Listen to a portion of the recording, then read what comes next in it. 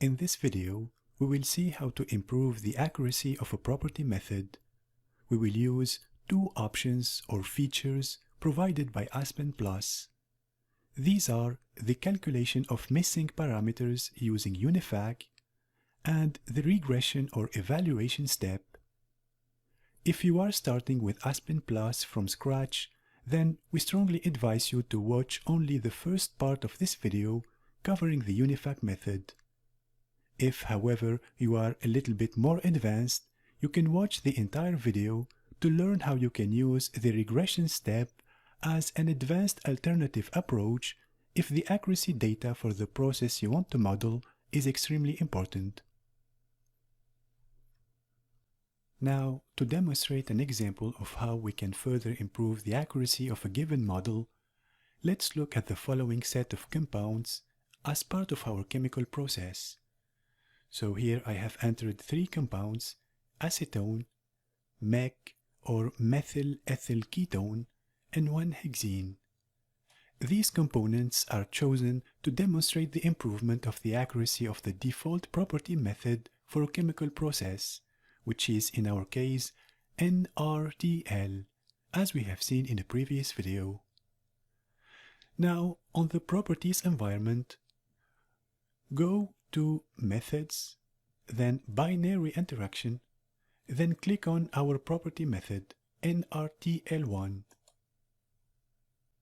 The following table shows the binary interaction parameters for the given three components: acetone, mec, acetone, and 1-hexene. And notice here that mec 1-hexene interaction parameters are not given by Aspen Plus. This is because they are not present in the built-in databank. To improve the model predictability for these pairs, you can select Estimate Missing Parameters by UNIFAC, which you can see here. And this will let Aspen Plus complete the missing parameters for the pair mec 1-hexene, which is missing here. Now, after selecting Estimate using UNIFAC, stay in the property environment and make sure that you have Analysis selected, as you can see here. Once you have this setting, then click on Next under Run. Okay, so click here, and the following window will show up. Here, select Run Property Analysis Setup and click on the OK button.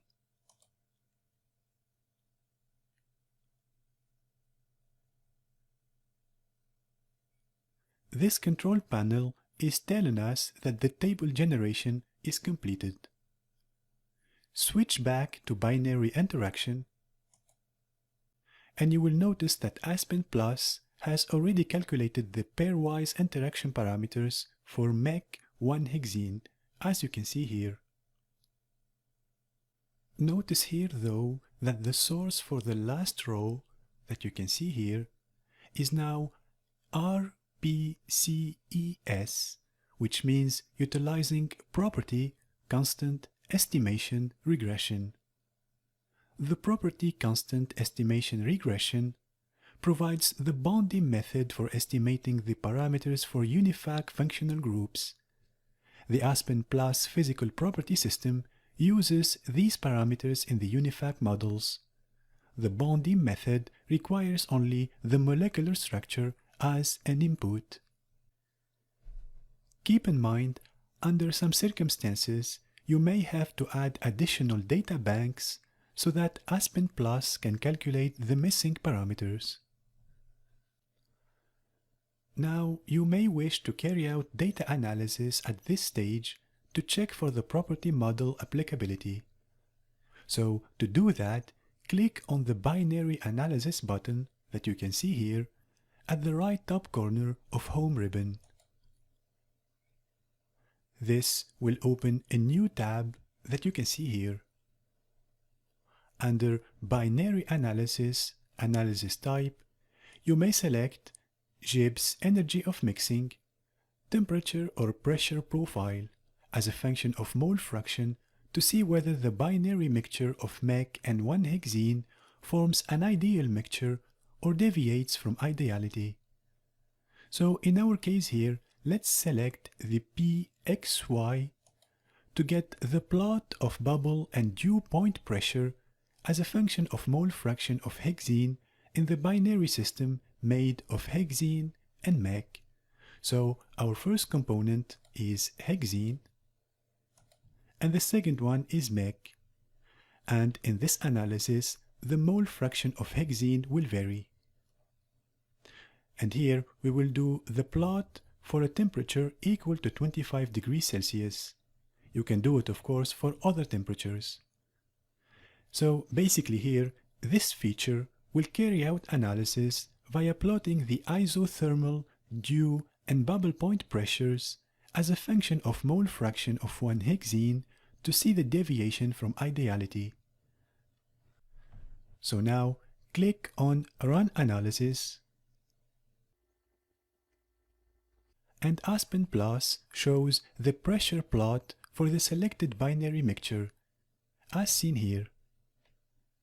Now for this curve, on the x-axis you have the mole fraction of hexene, and on the y-axis you have the dew and bubble point pressures. The blue curve that you can see here represents the bubble point pressure as a function of molar fraction of hexene, and the green curve that you can see here represents the dew point pressure as a function of the mole fraction of hexene. The figure shows a deviation from an ideal mixture in the form of an azeotrope at a mole fraction of hexene higher than roughly 0.8. Because an ideal liquid mixture gives a straight line of pressure versus the mole fraction with no formation of an azeotrope. So basically here, our mixture, mech hexene, is not an ideal mixture. Notice also that the top blue curve that you can see here, representing the bubble point pressure as a function of mole fraction of hexene, also indicates that we have a non-ideal binary mixture even below 0.8 mole fraction of hexene, because the curve is not a straight line. At this stage, we can say that the default property method NRTL could account for a deviation from ideality for the binary mixture of mech 1-hexene via accounting for the azeotrope condition at higher values of 1-hexene using UNIFAC group contribution method. In general, it will be sufficient, within acceptable engineering accuracy limits, to calculate the missing pairwise interaction parameters using UNIFAC method, as we have done in this video.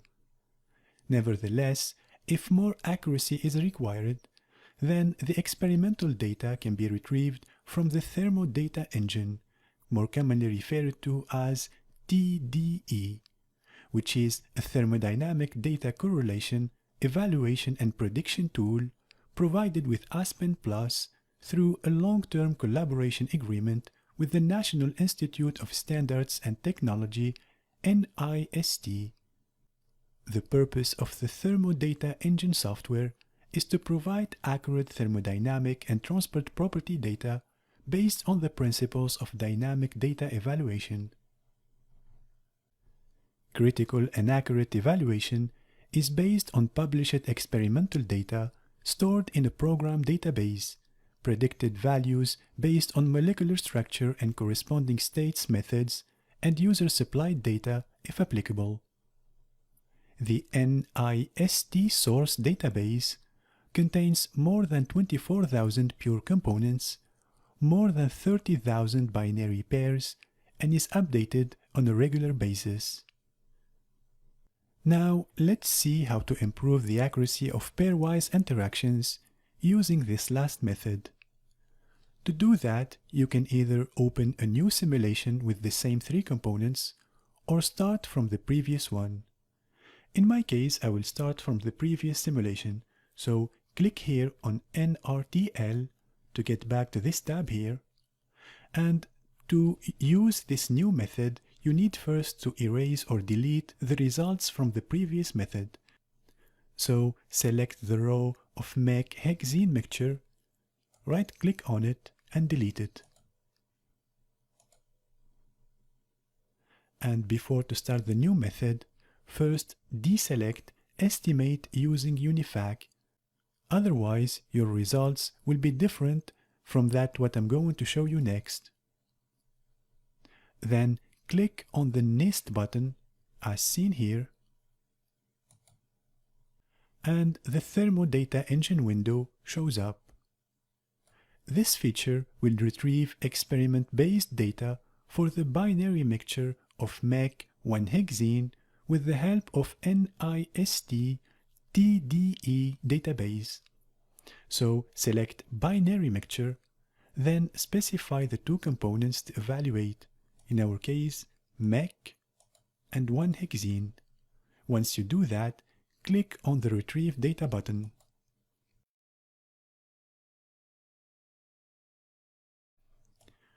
Now the results are shown here. As you can see, you have 13 binary VLE data points for the given binary mixture. Recall, VLE stands for Vapor-Liquid Equilibrium. Now we will explore such a data set to find the parameters describing the interaction between MEC and 1-hexene. So to test for the data accuracy, click on the Consistency Test tab. Then click on the Run Consistency Tests button. And the result will be displayed here. As you can see, the overall data quality is about 0.45.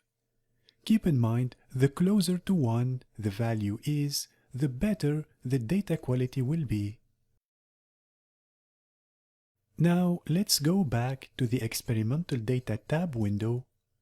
Click on the binary VLE001 form and save the data via clicking on the Save Data button at the bottom of the active form so that we can carry out some regression steps to improve the model accuracy.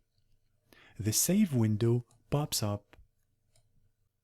So click on OK, and a confirmation pop-up window will tell you that the data are saved under Data folder in Navigation pane.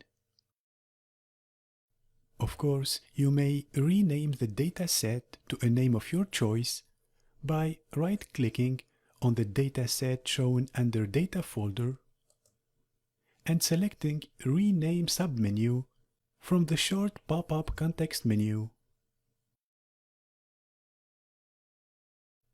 Okay, let's now switch to regression mode so that we can carry out regression or parameter evaluation step.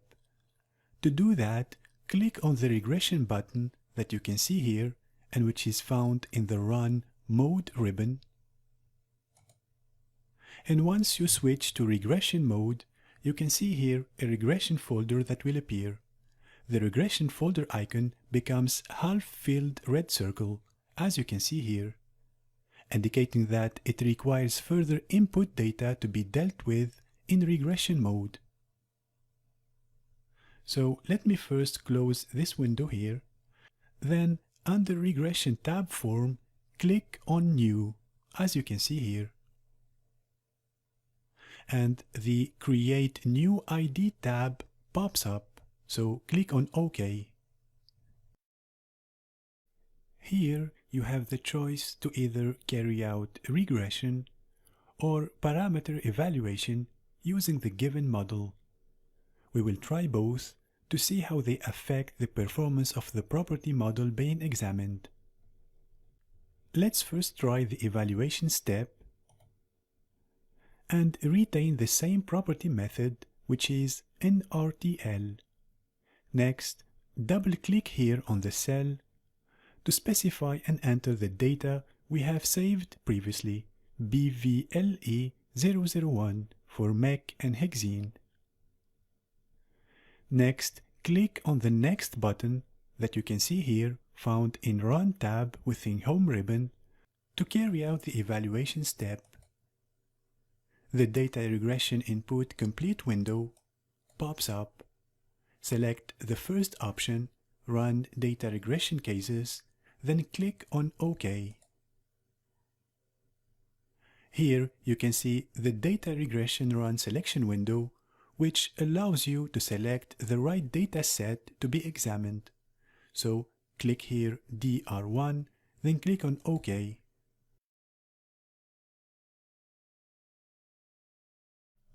As you can see here, Aspen Plus has successfully completed the regression. So let's check the results. To do that, click on the results that you can see here under Regression. And when you do that, a new tab will show up. Here, click on Evaluation to see the evaluation step results. As you can see here, we have two figures, and the one we are interested in is the residual root mean square error. The residual root mean square error is calculated as follows, where n is the number of data points and p is the number of model parameters. Normally, the residual root mean square error should be less than 10 for vapor-liquid equilibrium data and less than 100 for liquid-liquid equilibrium data. In our case, and as you can see, it is 195, so much larger than the demarcation limit of 10 between good and bad fit for vapor-liquid equilibrium data. Now, the fact that the residual root mean square error is higher than the limit of 10 indicates that there is a discrepancy between the estimated results and the experimental ones. And actually, we can plot the estimated results versus the experimental one using Aspen Plus. And in our case, since there is a discrepancy, then we expect that the plot of estimated versus experimental will not show a straight line, because a straight line indicates a perfect match. We can do this for the mole fraction of hexene, for example. We can compare the estimated mole fraction versus the experimental mole fraction of hexene. To do that, go to Profiles, and here you can see the list of data of experimental versus estimated. For example, here the first column groups the experimental value of temperature, here of pressure, and here the estimated value of pressure. And here you have the same thing for the experimental value of the molar fraction for mech, and here for hexene. So what we can do, we can, for example, compare or plot the experimental mole fraction of hexene versus the estimated mole fraction of hexene. To do that, click here on Custom to define the values on the x-axis and then the value on the y-axis. So here, I'm going to look for the estimated value of hexene, let's say this one here, plot it on the x-axis, and then on the y-axis, I will plot the experimental value of mole fraction of hexene, which is seen here. So once you do that, click on OK, and then here you have the plot of the estimated value of the molar fraction estimated by Aspen Plus versus the real experimental value of molar fraction of hexene. And as you can see here, the curve is not a straight line, indicating that there is a discrepancy between the estimated value by Aspen Plus and the real experimental values.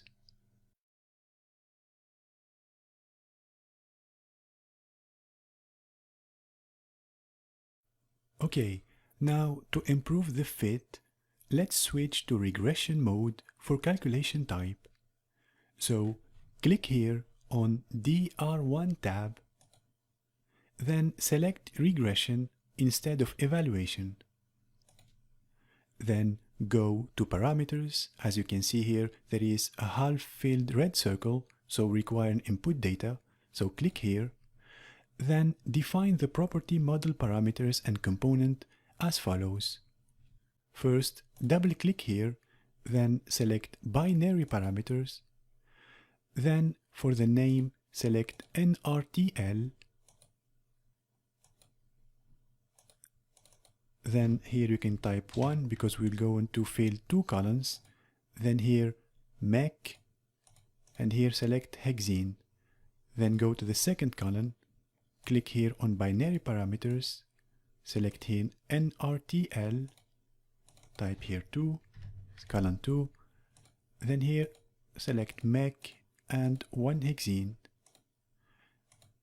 Once you do this, click on the next button. Then select Run Data Regression Cases, click on OK. Then select this one here as we have done previously and click on OK.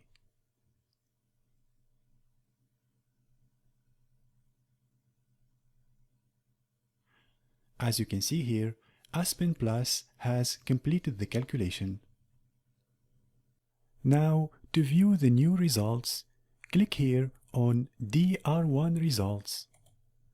Then click on Sum of Squares, and it will show you the statistical parameters associated with the new fit. Notice here that the residual root mean square error is now 8.5, which is smaller than that of the previous case and is also less than the demarcation limit of 10. This is indicating that there is a good fit between the experimental data and the estimated data based on this second method.